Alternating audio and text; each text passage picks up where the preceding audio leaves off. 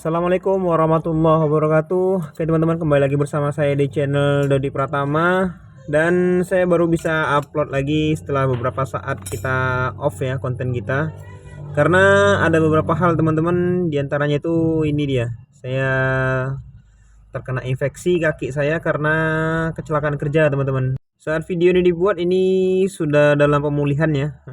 Itu pun masih dapat dilihat kaki itu masih agak memar. Itu infeksi karena pisau yang ini teman-teman. Ingat pisau survival yang luar biasa tangguhnya ini.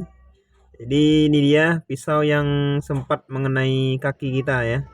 Jadi waktu itu saya kerja dan pisaunya itu saya letakkan di meja tempat saya biasa kerja, nggak sengaja kesenggol dan dia jatuh menancap di kaki saya teman-teman. Nggak terlalu dalam, tapi dia sampai menancap ke tulang gitu. Itu salah satu sebab. Dan kenapa bisa infeksi itu saya ngobatinya telat teman-teman, karena waktu itu masih dalam masa pengerjaan.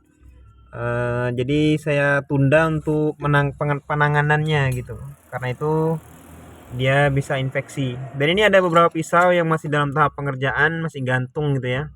Gantung tuh dalam artian belum selesai gitu, tapi udah ditinggal gitu. Dan ini hari pertama saya kerja. Dan untuk video kali ini mungkin video ringan aja teman-teman ya. Saya cuman review saja.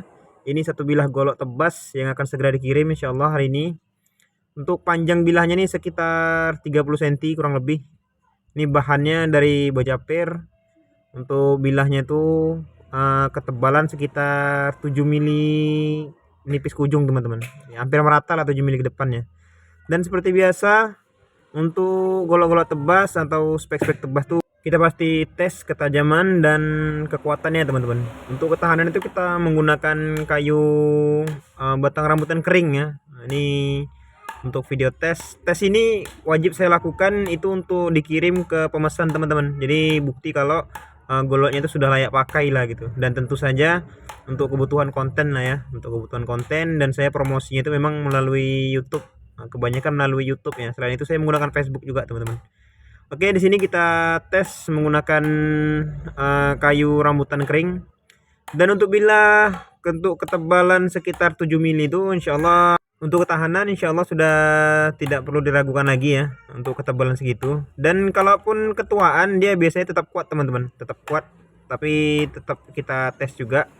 Ini bukti transaksi lah ya, istilahnya bukti kalau golok itu sudah layak pakai gitu. Barulah barang tuh kita kirim kalau sudah lulus uji coba gitu. Oke, di sini kayunya sudah putus dan bilahnya nih kita cek lagi. Insyaallah bilah tuh aman teman-teman, tidak ada gompal atau melot ya. Kita rekam lebih dekat lagi.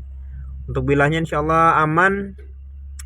Selanjutnya kita cek lagi menggunakan kertas. Wah, masya Allah, insya Allah untuk ketajaman itu sudah awet teman-teman. Jadi penyepuhan tuh pas ya. Untuk media sepuh nih saya menggunakan penyepuhan media air untuk bilah golok tebas ini teman-teman. Oke, setelah itu barulah bagian yang membosankan teman-teman. Apa itu? Kita sudah rapikan bilah tuh, sudah bersih. Kita tes, otomatis dia kotor lagi teman-teman. Karena itu kita harus bersihkan lagi.